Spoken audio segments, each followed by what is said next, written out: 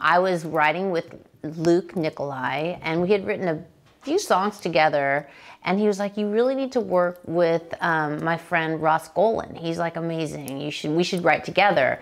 And so I didn't really know what to expect. I didn't know really anything about Ross. Got on a Zoom call with him and Luke, and it just is like one of those things where Ross is just really good at kind of getting in your head and discussing like just what's going on in your brain. And we started talking about where I was at and the kind of music I wanted to make and what I'd done in the past. And he sort of came with me with this idea, well, because I felt like a little bit like kind of not like scared to write new music. Like, would anyone care? Like that kind of a thing. And he was like, well, you're still you. Like, let me reintroduce myself was kind of his idea to come back. And I was like, oh, I kind of like that. So then the song just was written like within like a few minutes after that. It all came out really quick. But it's interesting because we wrote the song and I sort of like put it away and didn't really pay much attention to it. Wrote a bunch more songs and it just kept kind of surfacing as other people heard it. They were like, gosh, and I was like, yeah, maybe that's the way I want to come back. I reintroduce myself. So now it's a single. It feels kind of obvious, but what I love about this song is it just feels really fun. It feels really kind of nostalgic. Something about the guitar feels like something familiar. And it is just the truth. It's like, just here I am. Yeah, go ahead. If you want to binge on some music, here's some more.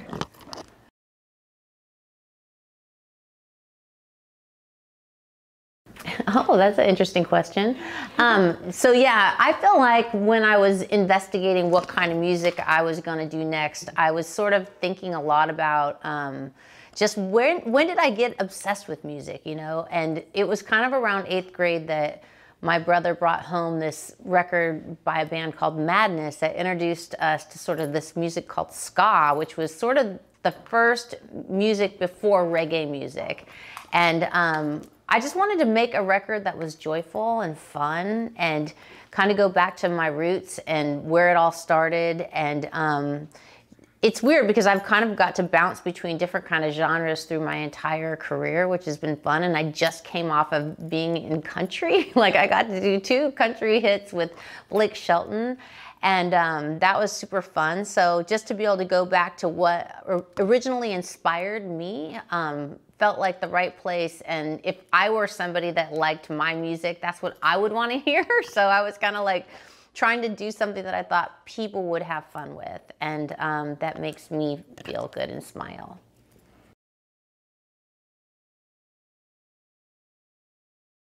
Well, I was like, how are we ever going to be able to do this? Because it's pretty dangerous. And I had written one song right before everything had locked down in February, this song called Cry Happy. And that was sort of like the beginning of, someone had sent me a song called When the Loving Gets Old. And when I heard the song, I was like, oh my gosh, I love this song. And when I went in to record it, which I very rarely record songs that are sent to me because songs are very rarely sent to me, I was like told that the song was actually written for me. So I was like, really? Like, whoa, well, why am I not working with these guys? I want to write with them. And so they came to LA and I had like a morning off and I went down to this house that I went to work with like 4 boys because they were younger than me, guys that I didn't know. And I was like driving there going, what am I doing? Like, why am I doing this? Well, anyways, we ended up having a blast and writing a song called Cry Happy. And that was the beginning of just this whole writing thing. But then we got shut down. So there was really no way to write. And I was in Oklahoma for over 100 days straight with my kids cooking and cleaning and just doing that life, which was pretty magic in itself. To have a pause was wonderful, I think, for me. And to be with the kids and cook, and the cleaning part I could have done without. But anyways, once I came back to LA, I went into the studio with different people that were willing to go into the studio. And the studios had made it really like protected, like you had to get your temperature, everything was different. There was the studios I've gone to my whole life were all of a sudden covered in plastic and you had to get your temperature checked and you had to get your feet cleaned, and it was just like, what's happening? And we're trying to write songs with people I've never even met before with masks on and never, just only seeing eyes and trying to sing through masks. And So that's kind of how it started. And then it was like, well, people are writing over Zoom. And I'm like, what? Like, what's a Zoom? And anyways, we did it. And the first song that I wrote on Zoom, basically, Greg Kirsten was in Hawaii, I was in Oklahoma, and Mozilla was in LA. So we were writing from 3 different places in the world over basically a phone, and we wrote a song. So I think there was something really fun about being able to, in my busy lifestyle with my kids and everything going on, to be able to be on Zoom and write songs. And it was just like, once we first did the first one, it was like, actually, it's not that different, like, at all. It's actually totally doable, and way prefer to be in the room. It's way funner, but there's nothing that feels like writing a new song and having this like little magic moment captured in music. And now I'm at that point where I have all of these little moments captured, and I can't wait to share them.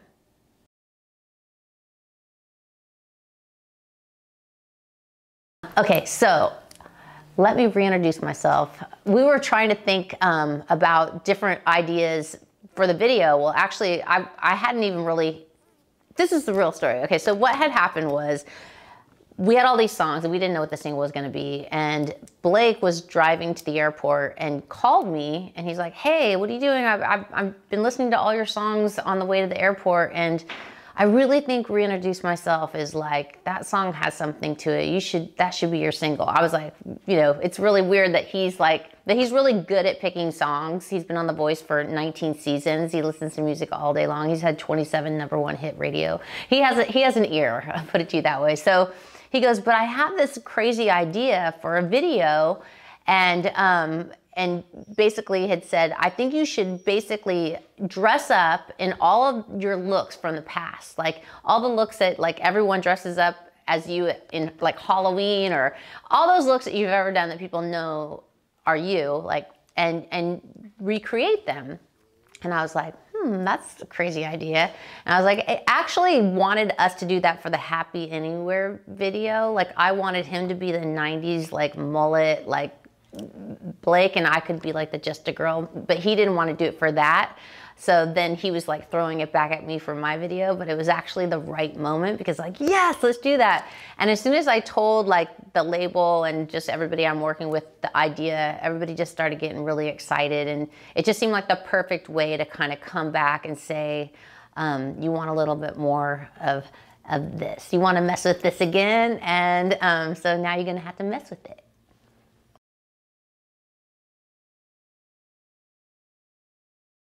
I think all the lyrics in the song are really clever and funny, and that was the idea, is to just have fun. And one thing about making a record this far into being alive, like I am, and doing so much, you kind of have a freedom that you don't have when you're trying so hard to like be part of whatever's happening. And so we were just really like, I told everybody I was writing with, like, it's not about like a single or trying to get on radio. It's just like, how do we make the most fun record? And just, there's no rules.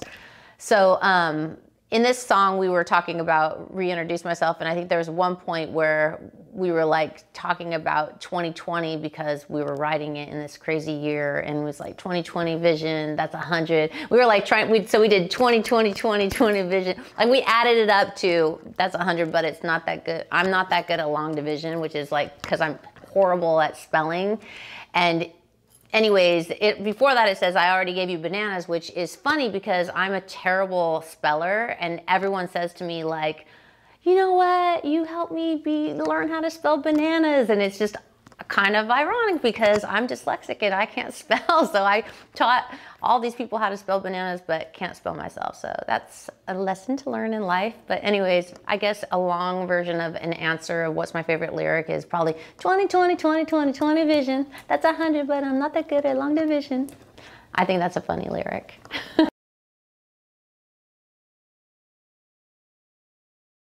When can you expect a new record? I'm not really sure. I feel like I was really in a zone of writing, and I think I was coming close to around 20 songs, and And then it was like this opportunity to put a single out while I was on The Voice this season, which is one of those magical things to be on that show, and to be able to perform live and do live music right now in 2020 is crazy. Have a song that actually talks about 2020. So we kind of paused the project to put a song out, which you can do these days. You didn't used to be able to do that, which is pretty exciting. And I think next year, I'm not really sure exactly when, but I want to go back in after the new year and try to write a couple more songs just to make sure that, you know, I used it all up, whatever it is, because there could be some more I could squeeze out, which would be really amazing, because each one kind of changes the whole record. And then it's just going to be this game of like, how many songs do I put out? Like, which ones do I put out? And all that still is to be decided.